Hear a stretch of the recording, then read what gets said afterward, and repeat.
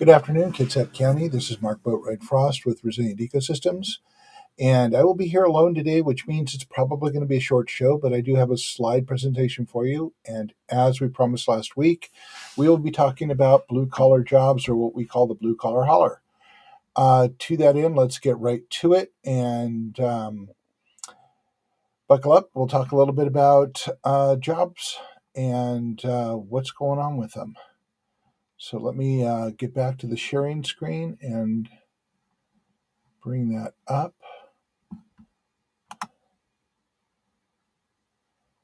Okay.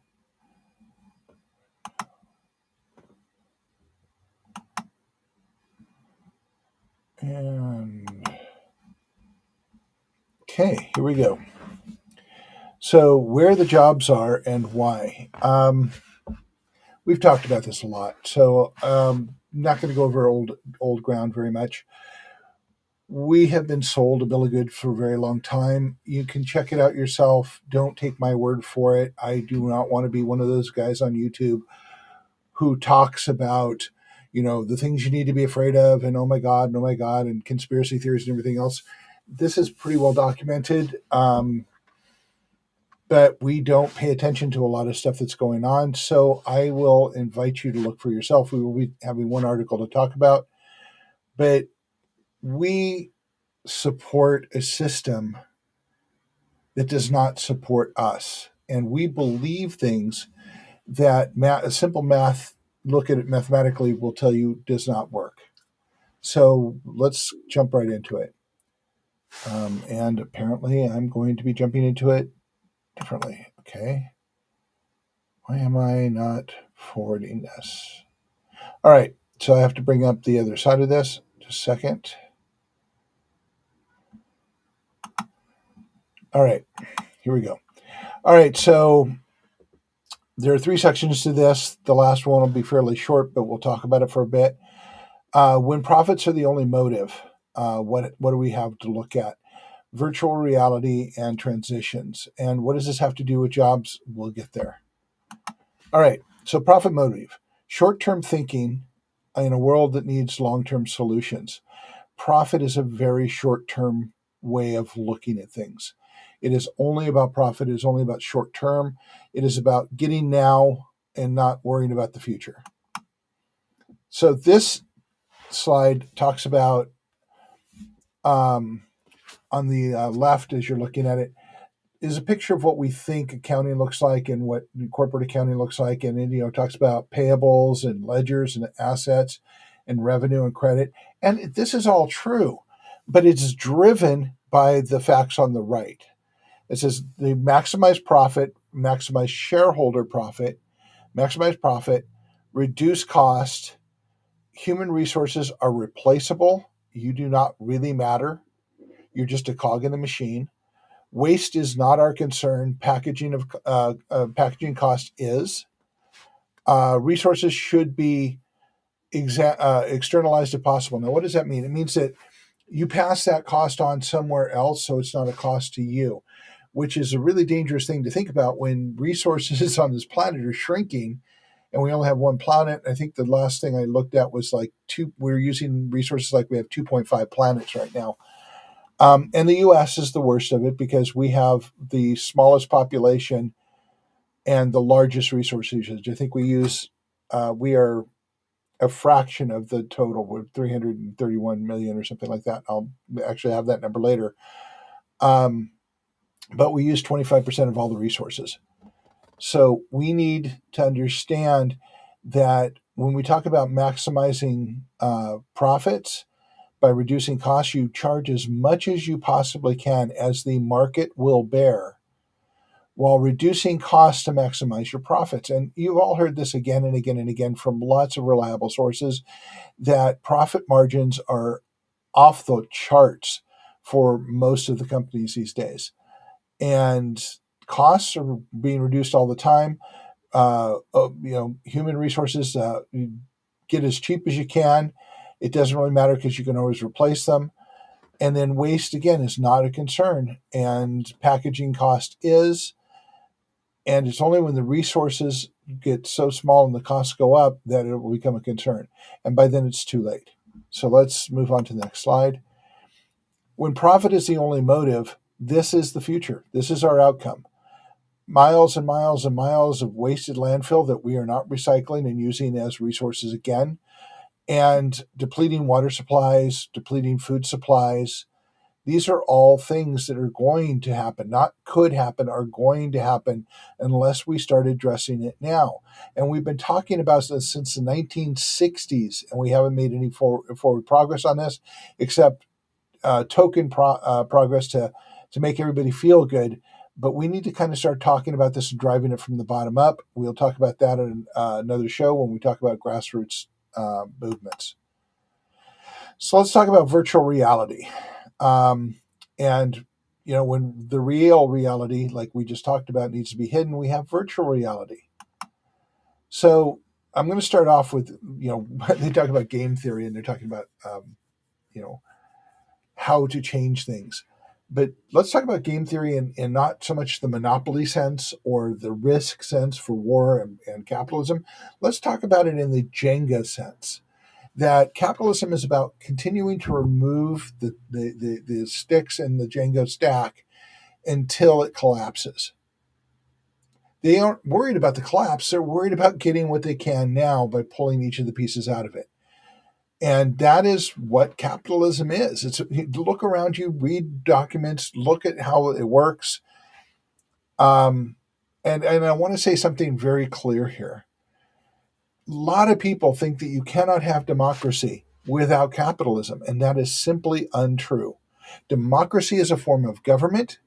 Capitalism is a form of an economic engine, sort of, but it has been it corrupts democracy. It does, unless it is checked and regulated, which we haven't done for a very long time. The second slide here is dominoes, and it says climate change because climate change is changing everything. And we have to look at the long-term effects and the short-term effects of climate change and measure that against short-term profit in the quality of our lives and our ability to exist and not become homeless ourselves, not drop into poverty ourselves. And we need to do this now, today, this minute. And part of the transitional process is knowing where the jobs are so we can be safe while we start addressing these things. Because right now, many of us can't even talk about these things because we don't have that security. So let's talk about white collar. It's about education. You can't get a white collar job, or it's very hard to get a white collar job without a degree. The jobs are usually in the corporate, the government, or the education sectors, because that's where those education jobs go. And the promise of ongoing jobs and good paying jobs are there. But and potential power and the ability to be upwardly mobile. The short term is, again, the focus of all of this. It's high risk and debt. And if you don't think so, you're reducing. You've been sold that you're reducing your risk by going and getting a degree, because a degree will guarantee you a job. It's simply not true anymore. Has some people working at McDonald's with master's degrees. Minimal security. You don't have any security. The benefits, the pensions, none of those things are secure. But you're going for wealth that's supposed to help offset the risk and provide security, but it doesn't. The numbers don't support that. Lots of promise, little delivery, and it's getting less every day that we don't start addressing it. So blue collar works. You need training, and training can come in many forms. We'll talk about that in a minute. Government is one of the employers, because government need people that can build things, fix things, keep things maintained and moving forward. Small business. You can even have your own small business, corporations, and utilities. There are lots of places for somebody with those skills to work. They're local. They cannot be offshored. Okay? They have to be local because you are required on the ground right here. They provide service to the community, and they provide service continuity, the ability to keep things working as they move forward.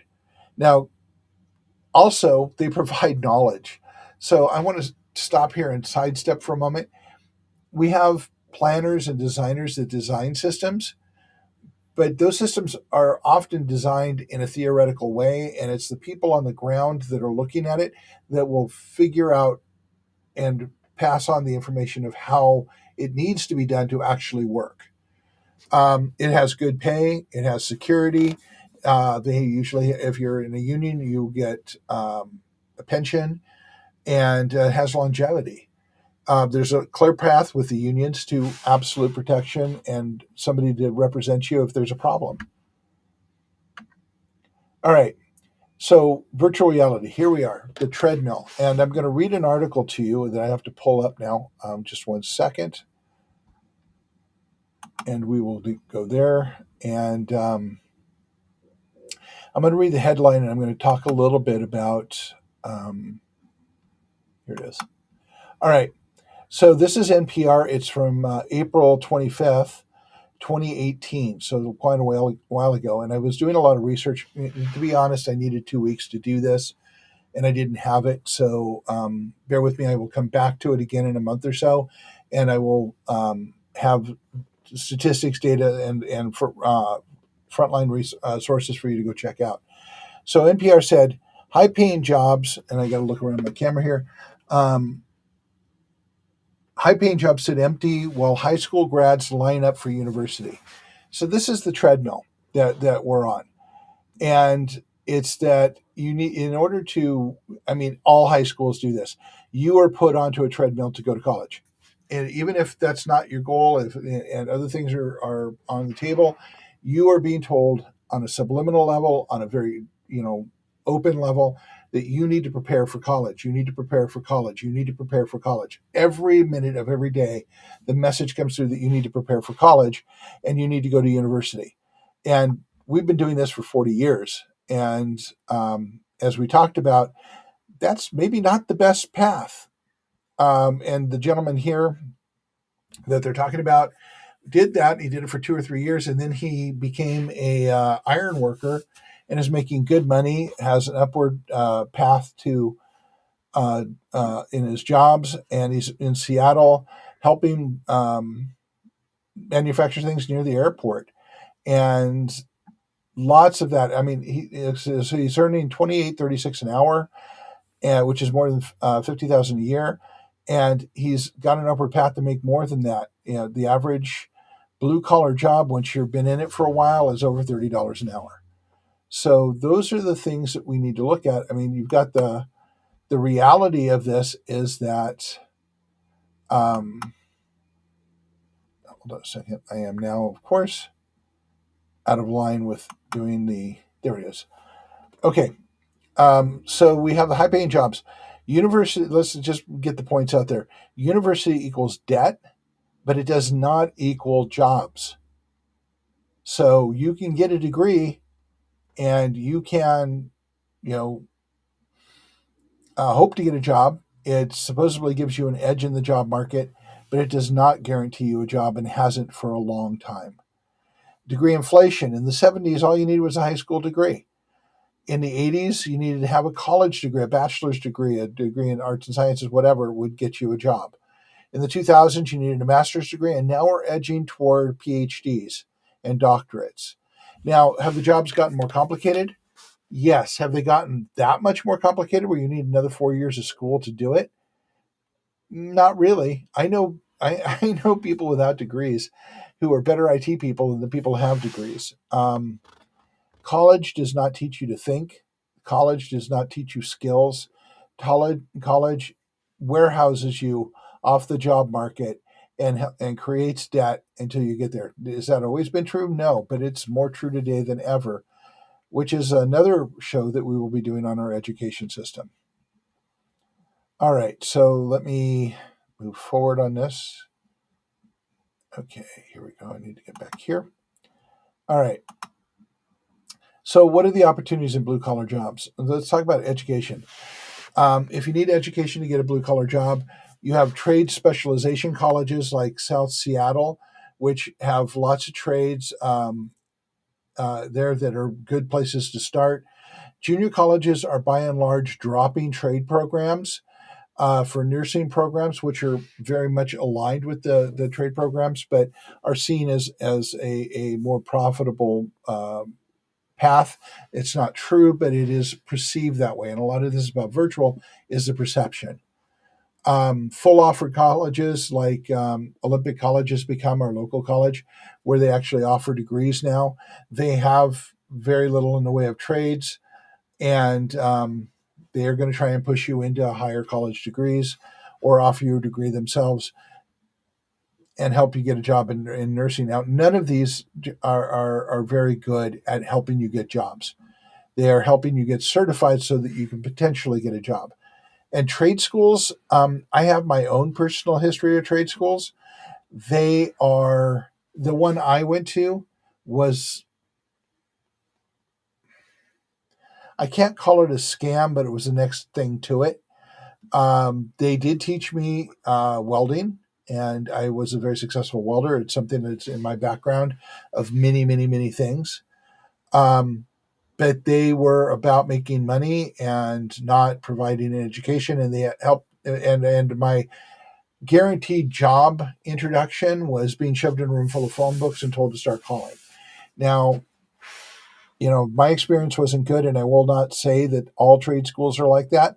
They are most likely not, but my experience was not good. So the opportunities for engagement, there are two that I consider the best ones that are there, and I've worked very closely with the IBEW in the past, and they are always looking for people to enter the apprenticeship program. The IBEW is the International Brotherhood of Electrical Workers. And I've heard that almost all the unions are in dire needs for people to enter apprenticeship programs. I will tell you that the jobs are there and are waiting for people to do them. And in fact, I will go so far to say if we do not get people into those trades, our future is not going to look very good because things are starting to fail in our infrastructure, and we don't have people that have been trained to do them. Apprenticeship programs. Now, in our own county, we have Kids Up Transit, who will train you to be a bus driver, who will help you get your CDL. And they do not have enough people applying to do that and to expand the routes out. The complaint is that the old routes don't go to late enough. They don't open on Sundays. They don't go as often. They can't do it without drivers. Point in fact, good money is sitting on the table and jobs are available if you decide that you want a job. Now, I've heard a lot of stories out there, and I was looking as I was doing the research for this, many stories saying, well, young people just don't want to do blue collar jobs. Young people don't even know they exist. So we need to do a better job of engaging people and understanding that our future and the support of our future is in blue collar jobs. I will tell you another story is right here in Kitsap County. I toured Brownsville wastewater treatment plant about 3 or 4 years ago, maybe.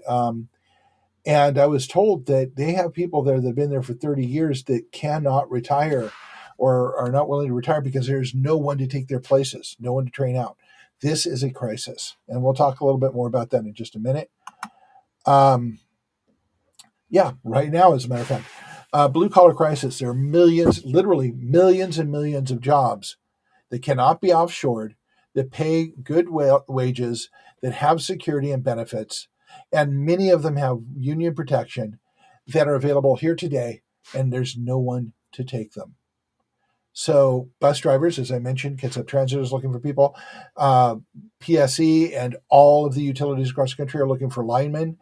Electricians are needed. We saw that in COVID, that a lot of people were calling for plumbers, electricians, people to do repairs on their houses. And not only because of COVID, but there just weren't enough around to do it. And there were 3-month waiting lists to have somebody come in and fix your toilet or whatever. So we need people to do these jobs. Wastewater treatment, as I mentioned, in Brownsville.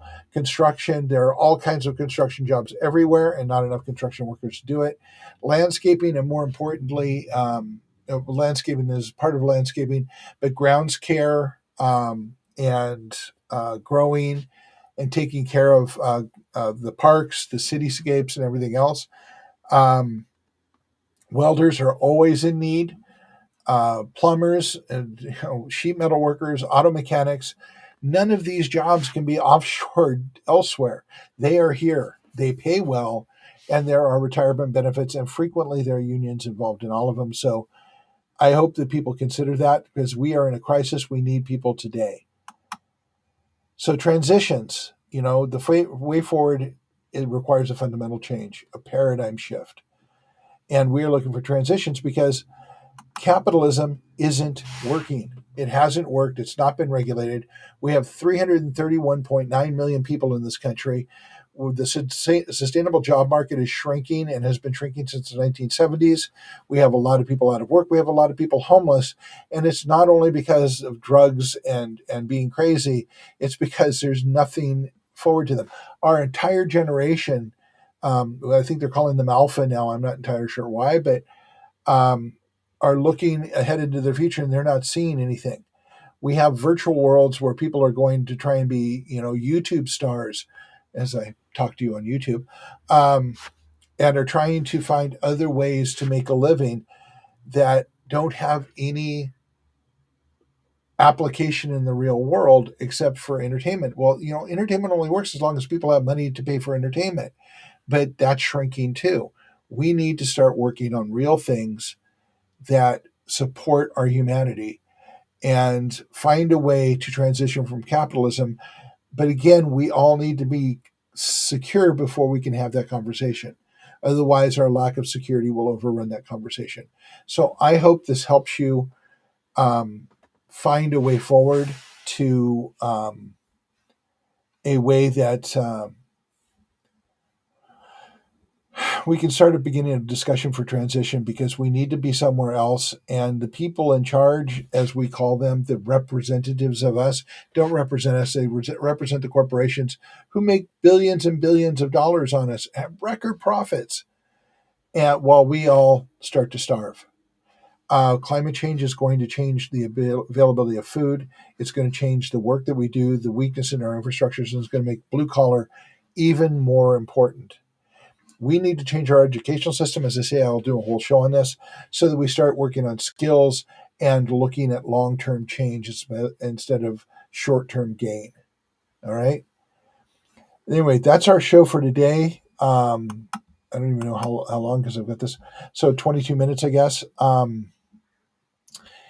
Come back next week and we will continue this conversation with talking about bringing our communities together. I think next week's going to be grassroots and talking about why the word grassroots and our current practice of grassroots isn't as effective as it could be and how to change our view of it. I'll see you then. Till then, it's Mark Boatwright Frost with Resilient Ecosystems, tipping points and puzzle pieces on the Conduit Network. Thank you very much.